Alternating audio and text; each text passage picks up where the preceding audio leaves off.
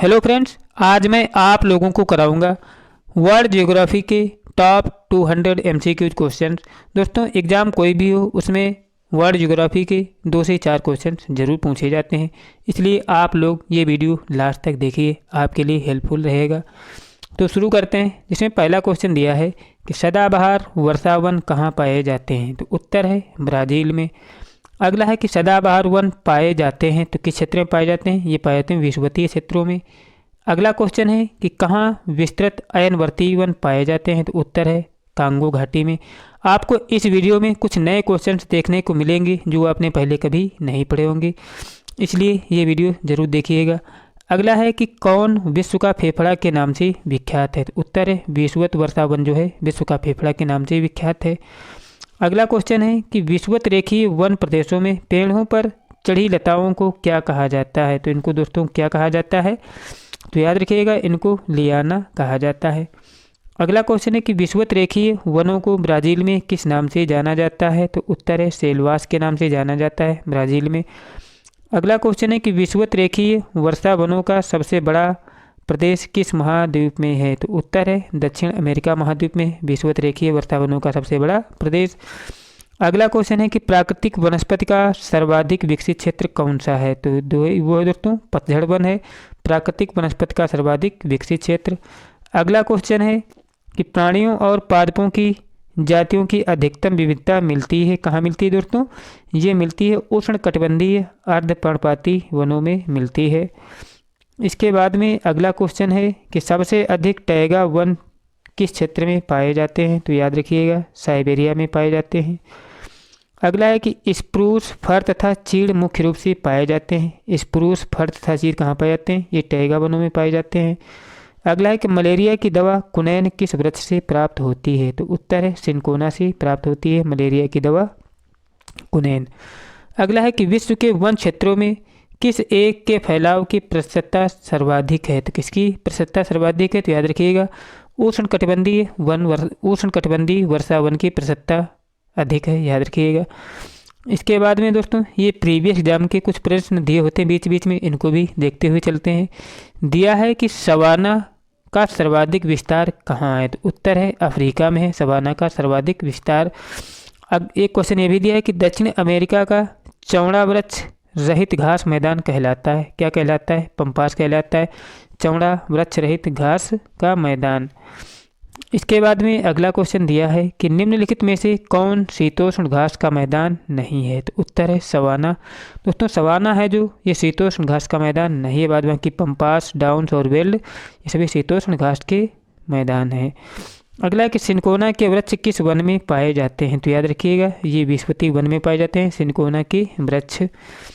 इसके बाद में अगला क्वेश्चन है कि किस वन को बोरियल वन के नाम से भी जाना जाता है, तो बोरियल वन के नाम से किसे जाना जाता है, तो उत्तर है शंकुधारी वन को। अगला है कि साइबेरिया क्षेत्र में समशीतोष्ण कोणधारी वन को किस नाम से जाना जाता है, तो इनको जाना जाता है टैगा के नाम से साइबेरिया क्षेत्र में समशीतोष्ण कोणधारी वन को। अगला है कि शंकुधारी वन कहाँ पाए जाते हैं, तो उत्तर है शीतोष्ण क्षेत्र में पाए जाते हैं शंकुधारी वन। अगला है कि भूमध्य रेखा के निकट किस तरह के वन पाए जाते हैं, तो उत्तर है उष्णकटिबंधीय वन पाए जाते हैं भूमध्य रेखा के निकट। और इसके बाद और भी क्वेश्चन इस टॉपिक से बन सकते हैं, उनको भी देख लेते हैं। दिया है कि डेल बर्जिया जाति किससे संबंधित है, तो डेल बर्जिया जाति संबंधित है दोस्तों शीशम से। अगला है कि 2000-2005 की अवधि में वन क्षेत्र का सर्वाधिक ह्रास जहां देखा गया वह कौन सा क्षेत्र है, तो वह है दोस्तों इंडोनेशिया। इसके बाद में अगला क्वेश्चन है कि पृथ्वी को कितने समय कटिबंधों में बांटा जा सकता है, तो उत्तर है 24 समय कटिबंधों में बांटा जा सकता है पृथ्वी को।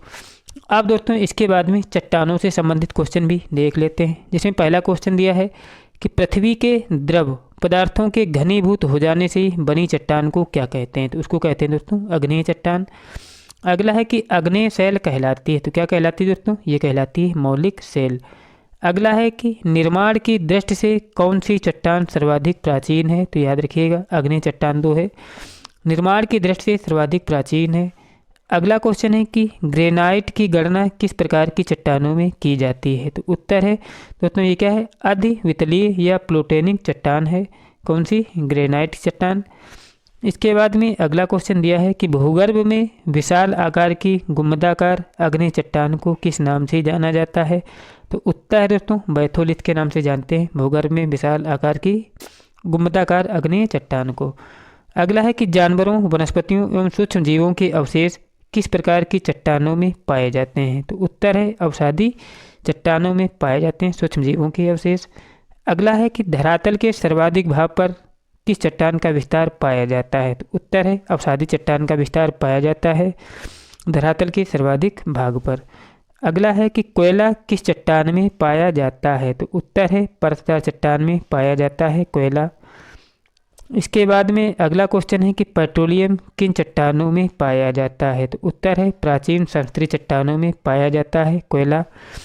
अगला क्वेश्चन है कि बलुआ पत्थर परिवर्तित होता है, किसमें परिवर्तित होता है? ये क्वार्ट्ज़ाइट में परिवर्तित होता है बलुआ पत्थर। अगला है कि चूना पत्थर का कायांतरित रूप क्या है? तो याद रखिएगा संगमरमर के रूप का होता है चूना पत्थर।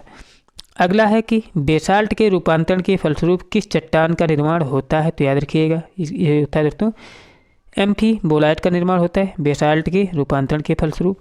इसके बाद में अगला क्वेश्चन है कि रूपांतरित चट्टानों की उत्पत्ति किन चट्टानों से होती है? तो याद रखिएगा अग्नेय और तलछटी चट्टानों की उत्पत्ति होती है रूपांतरित चट्टानों से। इसके बाद में अगला क्वेश्चन दिया हुआ है कि अपक्षयण की कौन सी क्रिया एक प्रक्रिया यांत्रिक और रासायनिक दोनों अपक्षय की हैं? तो याद रखिए कौन से दोस्तों? जल योजन है दोस्तों, ये एक प्रक्रिया है जो रासायनिक मतलब कैसे दोस्तों? अपक्षयण की एक प्रक्रिया जो यांत्रिक और रासायनिक दोनों होती है किसमें? जल योजन से। अगला है कि कौन सा मृत शैल है? तो याद रखिएगा अग्नेय शैल होती है दोस्तों, इसको मृत शैल के नाम से भी जानते हैं। अब दोस्तों इसके बाद में भूकंप से संबंधित क्वेश्चन देख लेते हैं, जिसमें पहला क्वेश्चन दिया हुआ है कि पृथ्वी की आंतरिक संरचना का विश्वसनीय जानकारी प्राप्त करने का सबसे प्रमुख स्रोत कौन सा है? तो याद रखिएगा वो होता है भूकंप विज्ञान। अगला है कि भूगर्भ में जिस स्थान पर भूकंपी तरंगों की उत्पत्ति होती है उस स्थान को क्या कहा जाता है? तो उत्तर है भूकंप केंद्र कहा जाता है उस स्थान को। अगला है कि भूकंप मूल वह स्थान होता है जहाँ क्या होता है दोस्तों? जहाँ से भूकंप की उत्पत्ति होती है भूकंप मूल से। इसके बाद में अगला क्वेश्चन है कि अधिकेंद्र भूकंप का एक बिंदु है जो संबंधित है, किससे संबंधित है दोस्तों? संबंधित है भूकंप उद्गम केंद्र के ऊपर भूपृष्ठीय बिंदु से होता है। अगला है कि धरातल के जिस स्थान पर सर्वप्रथम भूकंप का अनुभव किया जाता है क्या कहलाता है? तो दोस्तों कहलाता है भूकंप अधिकेंद्र। इसके बाद में अगला क्वेश्चन है कि अंतःसागरीय भूकंपों द्वारा उत्पन्न समुद्री लहरों को क्या कहा जाता है? तो उत्तर है सुनामी कहा जाता है अंतःसागरीय भूकंपों द्वारा उत्पन्न सुनामी को। इसके बाद में अगला क्वेश्चन दिया हुआ है कि भूकंप में धरातलीय तरंगें होती हैं, किस प्रकार की दोस्तों? एल प्रकार की होती हैं। अगला है कि कौन सी भूकंपी तरंगें सर्वाधिक क्षति पहुंचाती हैं? तो कौन सी होती है दोस्तों? दीर्घ पृष्ठीय तरंगें जो होती हैं सर्वाधिक क्षति पहुंचाती हैं। अगला है कि सुनामी का मुख्य कारण क्या है? तो उत्तर है भूकंप। जो भूकंप होता है दोस्तों ये सुनामी का मुख्य कारण होता है। अगला है कि विश्व के सर्वाधिक भूकंप किस पेटी में आते हैं? तो याद रखिएगा परिप्रशांत महासागरीय पेटी में दोस्तों सर्वाधिक भूकंप आते हैं। इसके बाद अगला क्वेश्चन है कि समभूकंप रेखा का आकार प्रायः कैसा होता है? तो याद रखिएगा इसका आकार होता है अनियमित। इसके बाद में अगला क्वेश्चन है कि सुनामी किस भाषा का शब्द है? तो याद रखिएगा ये जापानी भाषा का शब्द है। अगला है किस देश में भूकंप से उत्पन्न विनाशकारी समुद्री तरंगों को सुनामी कहते हैं? तो याद रखिएगा जापान में दोस्तों क्या कहते हैं? सुनामी को क्या कहते हैं? मतलब विनाशकारी समुद्री तरंगों को सुनामी कहते हैं। कहाँ पर? जापान में। अगला है कि तरल पदार्थों से होकर ना गुजरने वाली भूकंपी तरंगें कौन सी हैं? तो याद रखिएगा वो तरंगें होती हैं एस तरंगें। अगला है कि भूकंप मापा जाता है किससे दोस्तों मापा जाता है? रिक्टर पैमाने से मापा जाता है। अगला है कि सिस्मोग्राफ किसे मापने के लिए काम में लाया जाता है? तो उत्तर है भूकंपी तरंगों को मापने के लिए काम में लाया जाता है सिस्मोग्राफ। अगला है कि भूकंप के अध्ययन को क्या कहते हैं? उत्तर है सिस्मोलॉजी कहते हैं भूकंप के अध्ययन को। अगला है कि समान भूकंपीय तीव्रता अर्थात समान बर्बादी वाले स्थानों को मिलाने वाली रेखा को कहा जाता है, क्या कहा जाता है? समभूकंप रेखा कहा जाता है। अगला है कि कौन सा अनुन्मेय प्राकृतिक आपदा है? तो याद रखिएगा भूकंप जो होती है दोस्तों एक अनुन्मेय प्राकृतिक आपदा है। अगला है कि कौन सा एक एशिया के पूर्व सीमांत में होने वाले भूकंपों का कारण बताता है, तो याद रखिएगा एशियाई प्लेट के नीचे पैसिफिक प्लेट का अवगमन जो होता है दोस्तों भूकंपों के कारण का पता लगाता है। अगला है कि भूकंप के समय किन तरंगों का उद्भव होता है, तो याद रखिएगा PSL का उद्भव होता है भूकंप तरंगों के उद्भव के कारण। अगला है कि भूकंप आने का प्राकृतिक कारण क्या है, तो उत्तर है ज्वालामुखी विस्फोट होता है भूकंप तरंगों के आने का कारण। इसके बाद अगला क्वेश्चन है कि भूकंप आने का मानवीय कारण क्या है, तो याद रखिए खनन विस्फोट होता है भूकंप आने का मानवीय कारण। अगला है कि संरचनात्मक या भ्रंशमूलक भूकंप किसे कहते हैं, तो किसे कहते हैं दोस्तों विवर्तनिक भूकंप को कहते हैं भ्रंशमूलक भूकंप।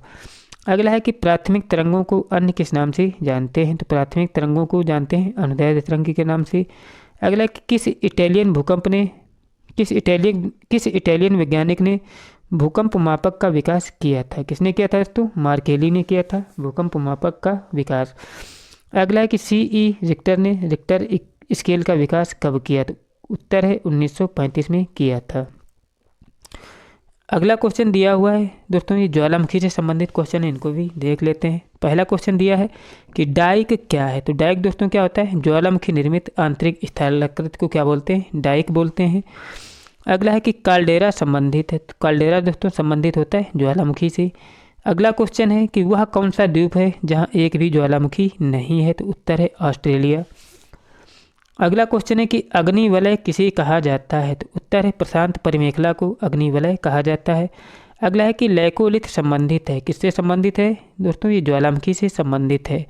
अगला है कि पहले अश्रु की उत्पत्ति कब होती है, तो उत्तर है ज्वालामुखी से होती है पहले अश्रु की उत्पत्ति। इसके बाद में अगला क्वेश्चन दिया है कि ज्वालामुखी से सबसे अधिक कौन सी गैस निकलती है, तो उत्तर है जलवाष्प निकलती है ज्वालामुखी से सबसे अधिक मात्रा में। और इसके बाद अन्य क्वेश्चन भी ज्वालामुखी से संबंधित हैं उनको भी देख लेते हैं। इसमें क्वेश्चन दिया है कि लावा के ठोस होने के फलस्वरूप पृथ्वी के अंदर निर्मित चट्टानों को कहते हैं, क्या कहते हैं प्लूटोनिक चट्टानें कहते हैं लावा के ठोस होने के फलस्वरूप पृथ्वी के अंदर निर्मित चट्टानों को। अगला है कि ज्वालामुखी पर्वत माउंट सेंट हेलेंस कहाँ स्थित है, तो उत्तर है संयुक्त राज्य अमेरिका में है ज्वालामुखी पर्वत माउंट हेलेंस। अगला है कि मौना लोआ एक सक्रिय ज्वालामुखी है, तो दोस्तों मौना लोआ एक सक्रिय ज्वालामुखी है कहाँ का दोस्तों है ये हवाई द्वीप का है। इसके बाद में अगला क्वेश्चन है कि संसार का सबसे सक्रिय ज्वालामुखी कौन सा है, तो उत्तर है किलायु। किलायु दोस्तों जो है संसार का सबसे सक्रिय ज्वालामुखी है। अगला क्वेश्चन है कि ज्वालामुखी में जलवाष्प के अलावा मुख्य गैसें होती हैं, कौन कौन सी होती हैं कार्बन डाइऑक्साइड हाइड्रोजन और नाइट्रोजन होती हैं ज्वालामुखी में जलवाष्प के अतिरिक्त गैसें कार्बन डाइऑक्साइड हाइड्रोजन और नाइट्रोजन। अगला कि विश्व के अधिकांश सक्रिय ज्वालामुखी पाए जाते हैं, कहाँ पाए जाते हैं नवीन मोड़दार पर्वतीय क्षेत्रों में पाए जाते हैं अधिकांश सक्रिय ज्वालामुखी। अगला क्वेश्चन है कि प्रशांत महासागर के चारों तरफ स्थित ज्वालामुखी की पेटी को क्या कहा जाता है, तो उत्तर है अग्नि श्रृंखला कहा जाता है प्रशांत महासागर के चारों ओर स्थित ज्वालामुखी पेटी को। अगला है कि लंबे समय तक शांत रहने के पश्चात विस्फोट होने वाला ज्वालामुखी क्या कहलाता है, तो ये कहलाता है दोस्तों सुषुप्त ज्वालामुखी। और इसके बाद में अगला क्वेश्चन है कि किसे प्रकृति का सुरक्षा वाल्व कहा जाता है, तो उत्तर है ज्वालामुखी को कहा जाता है प्रकृति का सुरक्षा वाल्व। अगला है कि किस ज्वालामुखी में अक्सर उद्गार होता रहता है, तो उत्तर है जागृत ज्वालामुखी में अक्सर उद्गार होता रहता है। अगला है कि क्रेटर तथा कैल्डेरा स्थलाकृतियाँ किससे संबंधित हैं, क्रेटर तथा कैल्डेरा स्थलाकृतियाँ संबंधित होती है दोस्तों ज्वालामुखी क्रिया से। अगला है कि कोटोपैक्सी कहाँ स्थित है, तो उत्तर है इक्वाडोर में है कोटोपैक्सी। अगला क्वेश्चन है कि ज्वालामुखी की सक्रियता अधिक पाई जाती है, कहाँ पाई जाती है जापान में सबसे अधिक तब ज्वालामुखी की सक्रियता है। अगले संसार का सर्वाधिक सक्रिय ज्वालामुखी है कौन सा है दोस्तों किलायु है संसार का सबसे अधिक सक्रिय ज्वालामुखी। अगला क्वेश्चन है कि ज्वालामुखी ज्वाला खंडसमी क्या होता है, तो ये दोस्तों होता है तप्त शैल के टुकड़े और लावा। इसके बाद अगला क्वेश्चन है कि पेले के बाल का संबंध किस प्रकार के ज्वालामुखी से है, तो याद रखिएगा ये हवाई तुल्य से है। अगला है कि क्रेटर मुख्यतः किस आकृति के होते हैं, तो उत्तर है शंक्वाकार होते हैं क्रेटर। अगला क्वेश्चन है कि कौन सी गैस ज्वालामुखी उद्भेदन के समय नहीं निकलती है, तो उत्तर है ऑक्सीजन गैस जो होती है ज्वालामुखी उद्भेदन के समय नहीं निकलती है। अगला क्वेश्चन है कि विश्व का सबसे ऊंचा सक्रिय ज्वालामुखी कौन सा है, उत्तर है कोटोपैक्सी। अगला है कि विश्व की सतह पृथ्वी की सतह के नीचे द्रवीभूत शैल कहलाता है? तो दोस्तों ये कहलाता है मैग्मा। अगला क्वेश्चन है कि विश्व का सबसे ऊंचा ज्वालामुखी पर्वत कोटोपैक्सी कहाँ स्थित है? तो उत्तर है इक्वाडोर में है। अगला है कि स्ट्राम्बोली किस प्रकार की ज्वालामुखी है? तो उत्तर है स्ट्राम्बोली एक जागृत ज्वालामुखी है। अभी दोस्तों ज्वालामुखी से संबंधित अन्य भी महत्वपूर्ण क्वेश्चन है, इनको भी देख लेते हैं। दिया है कि मृत ज्वालामुखी किलिमंजारो किस देश में स्थित है? तो किलिमंजारो दोस्तों कहाँ है? तंजानिया में है। अगला है कि फ्यूजीयामा किस देश की ज्वालामुखी पर्वत है? तो उत्तर है जापान का है फ्यूजीयामा ज्वालामुखी पर्वत। अगला है किस ज्वालामुखी को भूमध्य सागर का प्रकाश स्तंभ कहा जाता है? तो उत्तर है स्ट्राम्बोली को। अगला है कि फौसा मैग्ना क्या है? तो याद रखिएगा ये एक ज्वालामुखी है। अगला क्वेश्चन है कि एयरबस ज्वालामुखी कहाँ स्थित है? तो उत्तर है अंटार्कटिक महाद्वीप में है एयरबस ज्वालामुखी। इसके बाद में अगला क्वेश्चन है कि माउंट एटना ज्वालामुखी किस द्वीप पर स्थित है? तो याद रखिएगा ये सिसिली द्वीप पर है माउंट एटना ज्वालामुखी। अगला है कि विसुवस ज्वालामुखी किस देश में स्थित है? तो विसुवस कहाँ पर है दोस्तों? इटली में है। अगला है कि मौना लोआ उदाहरण है? तो मौना लोआ किस प्रकार का है दोस्तों? एक प्रसुप्त ज्वालामुखी का उदाहरण है। दोस्तों मेरे द्वारा कराए गए क्वेश्चन यदि आपको अच्छे लगे हों तो आप लोग वीडियो को ज़रूर लाइक कीजिएगा। चैनल अच्छा और चैनल सब्सक्राइब नहीं किया तो सब्सक्राइब भी कर लीजिएगा और अपने दोस्तों के पास शेयर कर दें। मिलते हैं नेक्स्ट वीडियो के साथ, तब तक के लिए जय हिंद जय भारत।